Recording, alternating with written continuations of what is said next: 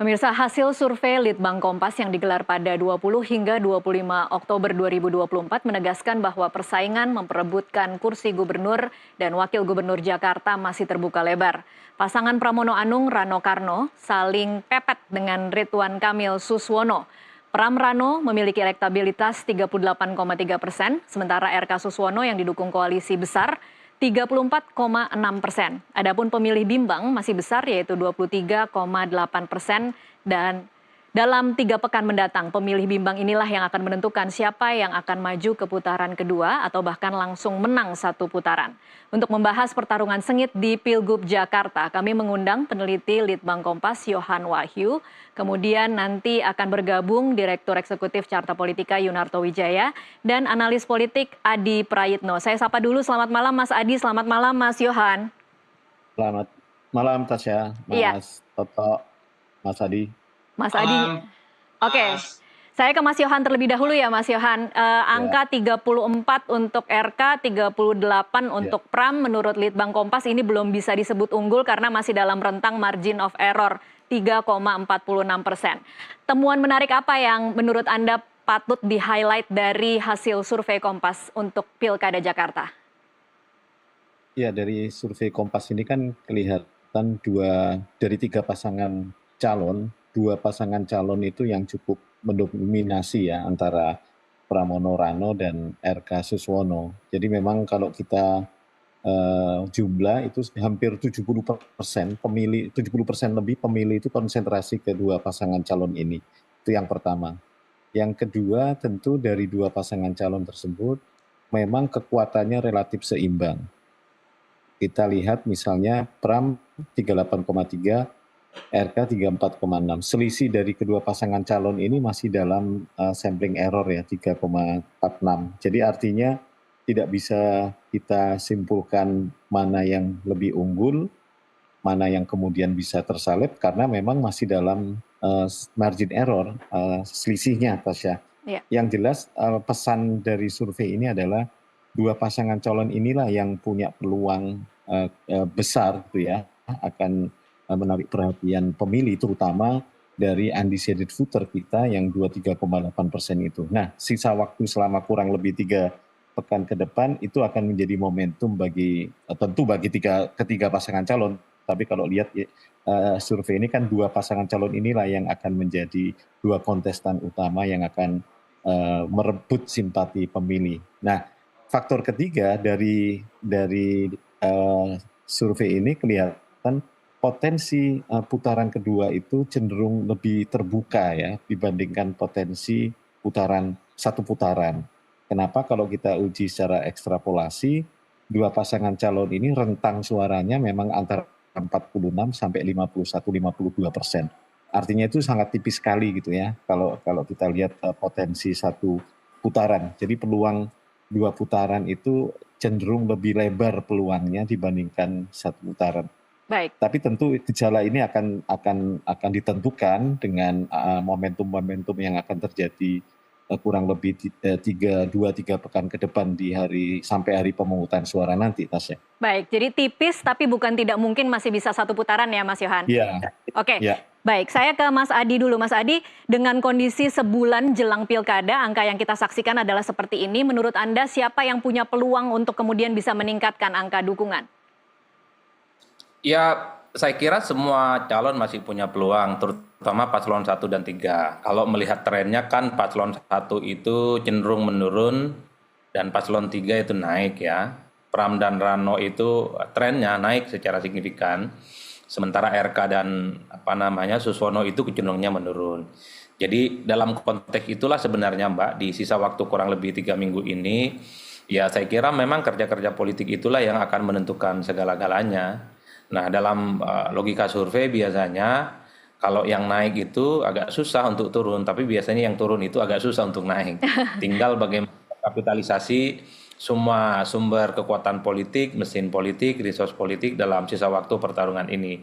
Jadi saya melihat secara prinsip ya kerja-kerja politik yang nyata itulah yang akan menentukan segala-galanya. Sepertinya paslon 1 dan 3 itu kalau hanya ingin unggul dari yang lain sudah pada level confident ya.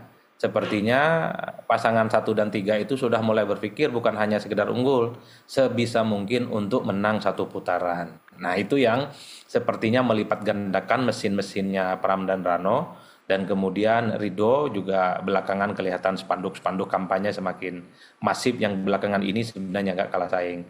Jadi prinsipnya begitu saya Mbak, artinya kerja politik sampai akhir itulah yang akan kemudian menjadi kunci segala-galanya untuk memenangkan pertarungan secara politik. Gitu Mbak. Baik, kalau kemudian mau memberi catatan Mas Adi, tren naik dan tren turun, tren naik untuk Pram Rano dan tren turun untuk RK Suswono. Apa yang kemudian jadi catatan Anda menjadi kunci sukses dari paslon 3 bisa dalam waktu 1 bulan kemudian bisa menyalip bahkan merebut dan menggerus suara dari RK Suswono?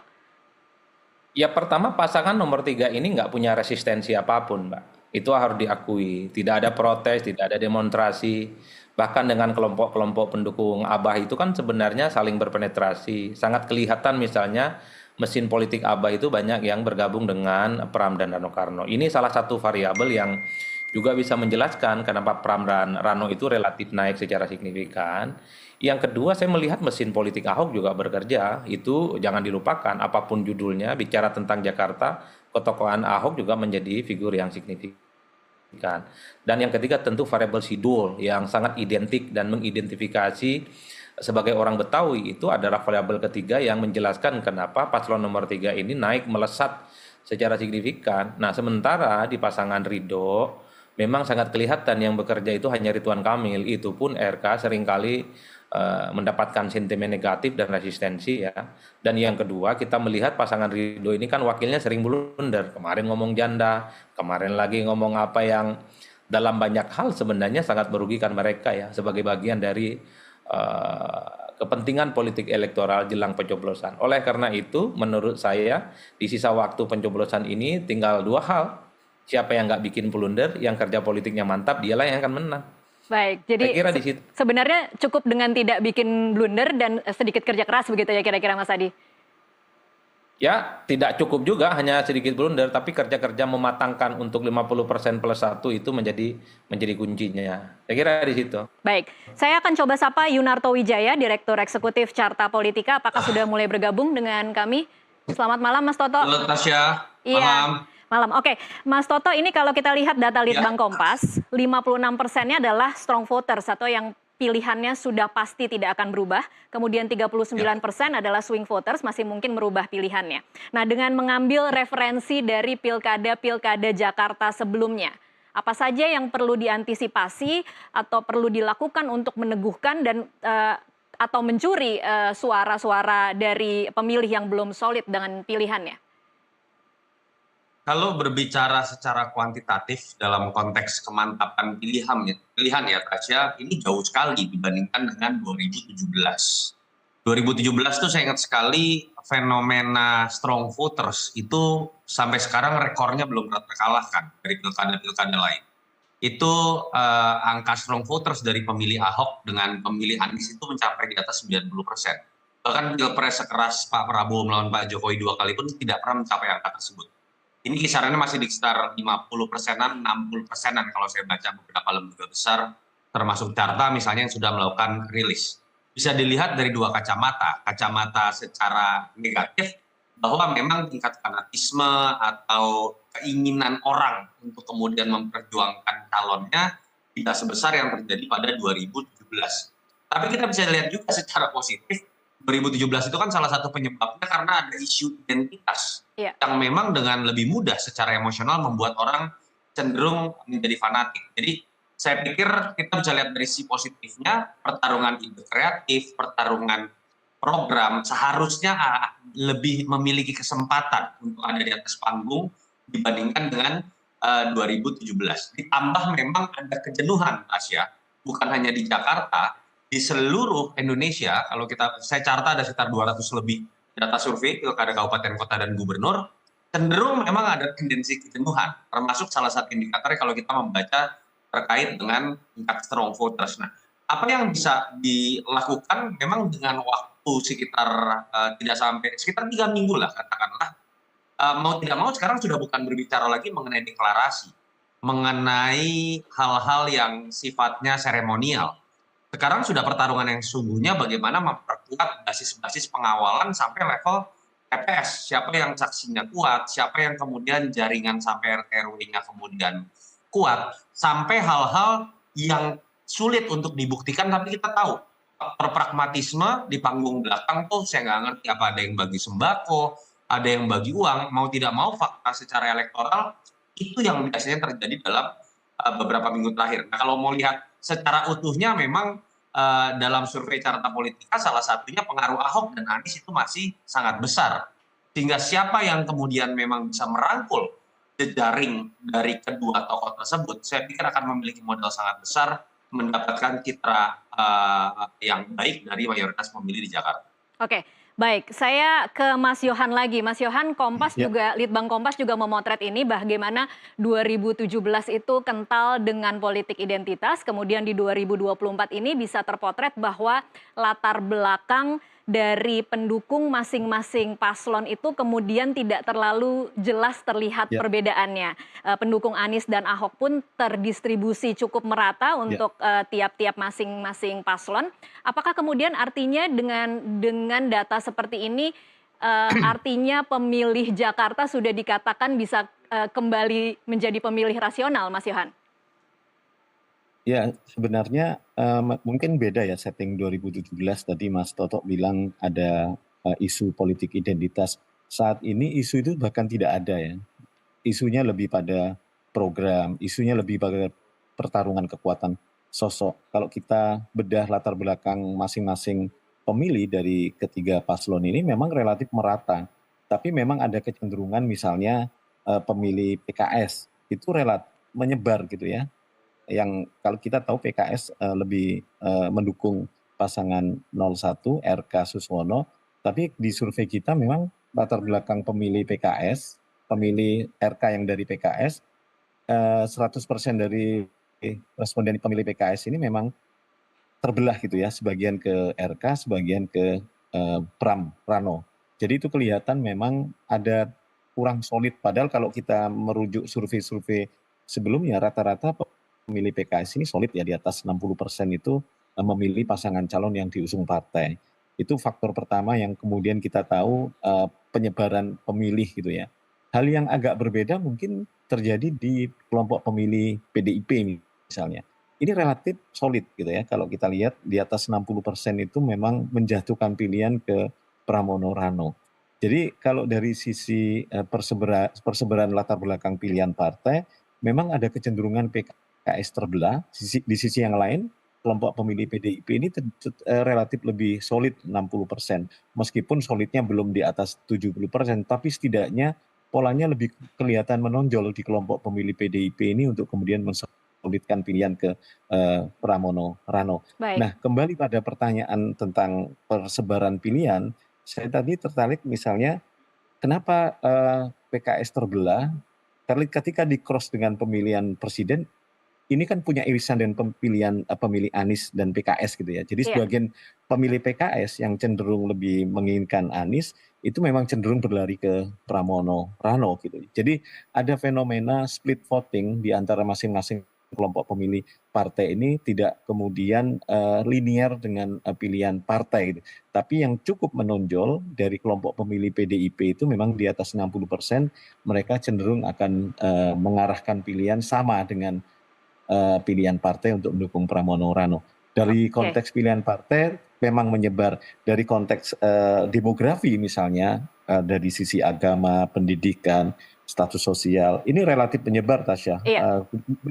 Berbeda dengan era 2017 ya, misalnya dari sisi latar belakang agama yang kelihatan yang Muslim kelihatan memang ke Anies gitu ya. Sementara yang non Muslim dan mereka yang cenderung lebih menerima Ahok gitu ya dari Muslim, ini memang cenderung ke Ahok. Jadi memang ada pembelahan yang cukup terjadi ya, dan itu terbaca di survei. Dan 2024 ini relatif menyebar, tidak ada. Artinya semakin mengkonfirmasi isu politik identitas itu hampir tidak ada dalam konteks Pilkada Jakarta 2024 ini. Baik, saya ke Mas Adi lagi. Mas Adi, masih pertanyaan yang sama. Menurut Anda, kemudian kalau kita melihat bagaimana 2017 dan melihat bagaimana dinamika di 2024, apakah kemudian memang bisa dikatakan bahwa pemilih Jakarta hari ini sudah bisa dikatakan kembali rasional?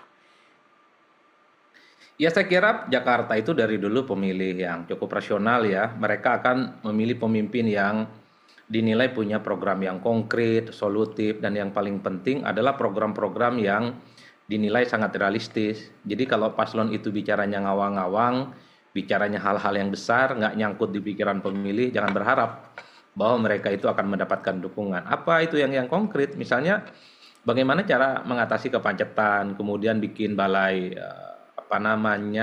kebudayaan di tingkat RT dan RW. Itu kan sesuatu yang nyata, ataupun bantuan-bantuan yang sifatnya kolektif bagi RT dan RW kalau salah satu paslon misalnya menang. Hal-hal yang semacam itu yang sepertinya memang secara konkret akan mempengaruhi ya bagaimana pemilih rasional di Jakarta itu akan menentukan pilihan politiknya ke depan. Tapi itulah yang saya kira, apakah kerja sampai ujung ini akan kemudian dimaksimalkan oleh masing-masing calon, khususnya head to head antara 1 dan 3. Harus saya katakan Mbak, bahwa Pilkada Jakarta saat ini hanya menyisakan 1 dan 3. Dan antara 1 dan 3 ini sedang kerja keras mengkapitalisasi bagaimana bisa menang satu putaran. Bukan lagi hanya unggul dari yang lain, tapi satu putaran itu yang akan mereka kejar ya, sebagai bagian dari bagaimana mengaksentuasi kerja-kerja politik mereka. Nah, pasangan nomor 3 sekalipun hanya diusung oleh PDIP misalnya, tapi mereka cukup confident dan sangat kelihatan militan kerja-kerja di bawahnya. Kan itu bisa terpotret dari survei elektabilitas yang naik secara signifikan. Sementara paslon nomor 1 ini ya kalau mau jujur hanya besar mayoritas dukungan partai politiknya, tapi secara umum mereka ini kira-kira begitu, mesin politiknya tidak bekerja. Mungkin hanya PKS yang kelihatan, tapi selebihnya kan tidak maksimal. Karena dalam pilkada itu bukan banyak-banyakan partai, dalam pilkada itu bukan seberapa banyak partai yang mengusung dan tidak ada gambar partai. Beda dengan pileg. Nah, dalam pilkada yang mereka pilih itu adalah soal siapa orang yang ada di kertas suara, fotonya dikenal, visi misinya dikenal, dan kerja politiknya semakin dirasakan. Saya kira 3 hal itu. Baik, Mas Adi, kalau kemudian tadi kita mendengarkan penjelasan dari Mas Yohan bagaimana PDIP cukup solid, 65,8% memilih paslon nomor 3, kemudian PKS hanya 36,6% yang memilih RK Suswono. Ini terendah sepanjang pemilu Jakarta, bagaimana PKS tidak solid terhadap paslon yang diusungnya. Menurut Anda, seberapa besar potensi PKS bisa merapatkan barisan dan kemudian dalam 3 minggu bisa lebih tinggi lagi angkanya untuk kemudian menaikkan elektabilitas paslon nomor 1? Nah, repotnya PKS itu karena pemilihnya memang beririsan dan berdekatan dengan pemilih Anies Baswedan. Jadi kedekatan dengan Anies Baswedan beberapa waktu yang lalu itu mengkonfirmasi bagaimana suara PKS naik ya.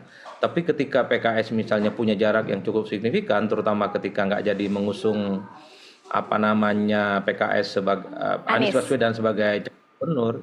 Jadi dulu orang yang merasa dekat dengan PKS yang menjadi bagian dari pemilih Anies itu kan banyak yang kecewa. Dulu mereka belum menentukan pilihan politiknya dan menggerakkan pilihan politik coblos 3 paslon.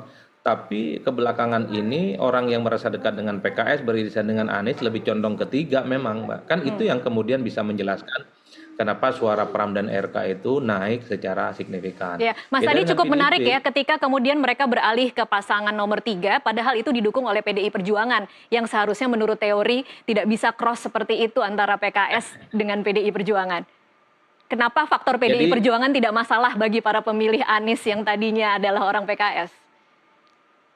Ya sepertinya pemilih Abah itu cenderung menerima calon dari PDIP karena permusuhan politik masa lalunya sudah perlahan berkurang, Mbak. Ya, peristiwa 2017 itu sudah lupa. Dan sepertinya PDIP dengan pemilih Abah ini sama-sama merasakan betapa diperlakukan tidak adil, terutama dalam konteks Pilpres 2024. Jadi kesamaan pengalaman itulah yang kemudian menjadi titik temu kenapa sebagian besar mesin politik PKS itu ya lebih banyak ke nomor 3 dibandingkan dengan yang lain. Ini yang kemudian menjadi tantangan, apakah PKS bisa mengajak anak-anak Abah menjadi bagian dari mereka. Apalagi posisi calon wakil gubernur dari nomor 1 Pak Suswono sering melakukan blunder-blunder nggak karu-karuan.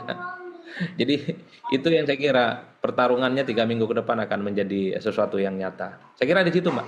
Oke, baik. Saya ke Mas Toto lagi. Mas Toto, kalau kemudian kita memotret Pilkada Jakarta, apa kira-kira karakteristik pemilih Jakarta yang kemudian menjadi pembeda dengan daerah-daerah lain yang kemudian memang menjadikan Jakarta ini daerah yang cukup unik ketika kita membaca hasil surveinya?